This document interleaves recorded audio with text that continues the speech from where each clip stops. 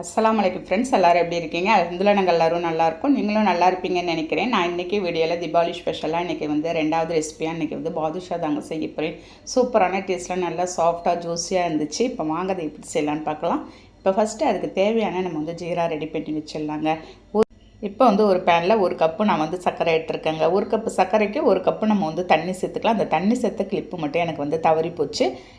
அவ்வளோதான், நம்ம வந்து ஜீரா ரெடி பண்ணியாச்சு. அது அப்படியே ஒரு பக்கம் ஆறிக்கிட்டு இருக்கட்டும். இப்போ ஒரு மிக்சிங் பவுலில் ஒரு கப் அளவுக்கு நான் வந்து கோதுமை மாவு சேர்த்துருக்கேன். 2 ஏலக்காய் தூள் பண்ணி சேர்த்துட்டு, ஒரு பிஞ்ச் அளவுக்கு சமையல் சோடாவும் ஒரு பிஞ்ச் அளவுக்கு தூள் உப்பு சேர்த்துட்டு, 1 ஸ்பூன் அளவுக்கு நான் வந்து நெய் சேர்த்துக்கிறேன். நெய் சேர்த்துட்டு எல்லாத்தையும் மாவை நல்லா அந்த நெய்யோடு ஃபஸ்ட்டு நல்லா இந்த மிக்ஸ் பண்ணிக்கோங்க. அந்த மாவில் நெய் எல்லாமே படுற மாதிரி, எல்லா பொருளும் படுற மாதிரி மிக்ஸ் பண்ணிக்கிட்டிங்கன்னா நல்லா உங்களுக்கு வந்து ஸ்மூத்தாக வருங்க. பாருங்கள், எந்த ஒரு கெட்டிகள் இல்லாத மாவை நல்லா மிக்ஸ் பண்ணிவிட்டு கொஞ்சம் கொஞ்சமாக நம்ம வந்து தண்ணி தெளித்து ஒரு சப்பாத்தி மாவோட பதத்துக்காக நம்ம வந்து மாவை மிக்ஸ் பண்ணி எடுத்துக்கலாம். ரொம்ப லூஸாக நீங்கள் வந்து மிக்ஸ் பண்ணிடாதீங்க. கொஞ்சம் டைட்டாக இருந்தால் தான் நமக்கு வந்து நல்லாயிருக்கும்.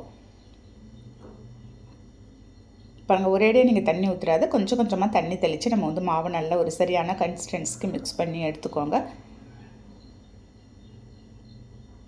ஒரு 10 நிமிஷம் நீங்கள் மிக்ஸ் பண்ணால் போதும், சரியான பதத்துக்கு நமக்கு வந்து வந்துடுங்க. பாருங்கள், இந்த மாதிரி மிக்ஸ் பண்ணிவிட்டு சின்ன சின்னதாக ஒரு உருண்டைகள் எடுத்து நான் கையால் ப்ரெஸ் பண்ணி நடுவில் ஒரு லைட்டாக ப்ரெஸ் பண்ணி விட்டுட்டிங்கன்னா போதும். நமக்கு வந்து பாதுஷாவோட கன்சிஸ்டன்சிக்கு நம்ம அந்த ஷேப் வந்துடும் கரெக்டாக.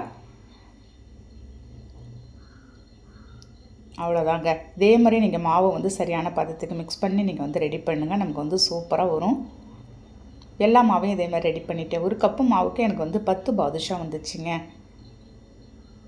இதே மாதிரி எல்லாத்தையும் நம்ம வந்து ரெடி பண்ணி அப்படியே வச்சிடலாம் கரெக்டான ஷேப்பில்.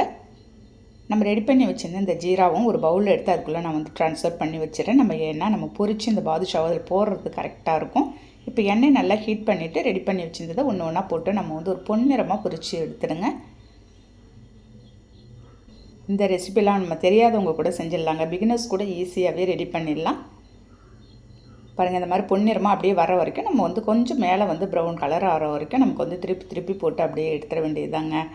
உள்ளே நல்லா நமக்கு அப்போ தான் மாவுலாம் நல்லா வெந்து வந்துருந்து அந்த ஜீராவில் ஊற வைக்கும்போது நல்லா சாஃப்டாக பிசுன்னு இருக்கும். தீபாவளி ஸ்பெஷலாக நீங்கள் வந்து இந்த பாதுஷாவை ரெடி பண்ணி பாருங்களேன், அவ்வளவு ஒரு அருமையான டேஸ்ட்டில் இருக்குங்க. ஒவ்வொரு நாளைக்கும் ஒவ்வொரு ரெசிபி நம்ம வந்து நம்ம சேனலில் போட்டுட்ருக்கேன்.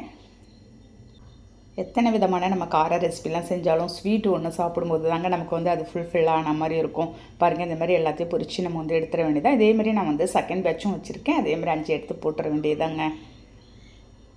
பார்க்கும்போதே சாப்பிட்ணும் போல் இருக்குது பார்த்தீங்களா? ஜீராவில் முக்கி அப்படியே சாப்பிடும்போது நம்ம வந்து சொல்லவே தேவையில்ல, அவ்வளோ ஒரு அல்டிமேட்டான டேஸ்ட்டில் இருக்கும். செகண்ட் பேட்சும் அதேமாதிரி நான் வந்து போட்டு எடுத்துகிட்டு போகிறேன். நம்ம பொரிச்ச பாதுஷா எல்லாத்தையும் நம்ம வந்து எடுத்து வச்சிருந்த ஜீராவில் போட்டு சேர்த்து நம்ம வந்து மேலே எந்த நட்ஸ் இருக்கோ நீங்கள் வந்து துருவி சேர்த்துக்கலாம். என்கிட்ட முந்திரி பருப்பு மட்டும்தாங்க இருந்துச்சு.